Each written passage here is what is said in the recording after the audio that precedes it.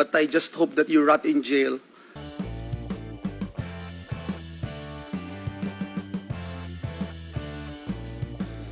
So before, a few years ago, there was a police who offered me and asked me if I want to buy a gun. Who is that police? According to Mr. Yang that I asked a while ago, so he doesn't know the name, the English name, because he doesn't know English.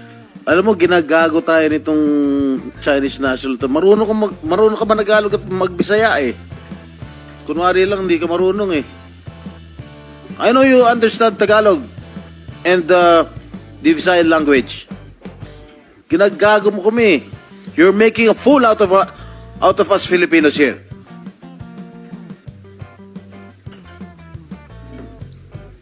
Senator Joel. Yes, Madam Chair. It's really saddening na kung paano tayo paiikutin at babastusin lang nitong mga Chinese nationals na ito.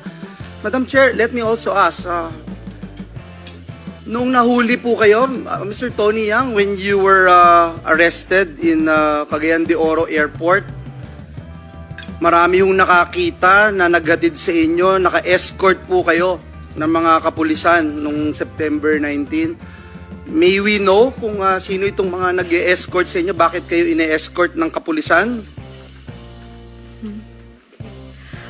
OK， 杨先生有一个问题，就是在9月19号，你在卡嘎yan机场被抓到的时候，你旁边有一些警察陪着你，请问这些警察是谁？而且他们为什么要陪着你？就是在卡嘎yan机场被抓到的时候，9月19号。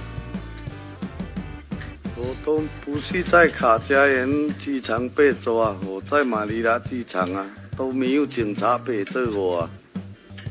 So it was in Manila Airport when I was caught, and there was no police who was with me. Anyway, I don't expect you to answer this committee honestly, but I just hope that you rot in jail.